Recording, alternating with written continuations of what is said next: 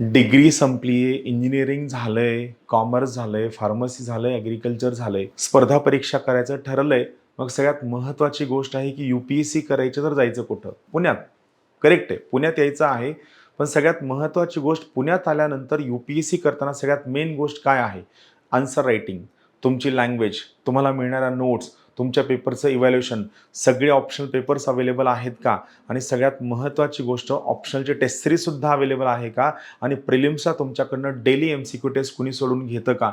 तर तुम्हाला सांगितलेल्या सगळ्या गोष्टी ज्ञानदीप अकॅडमी तुमच्याकडनं करून घेतं.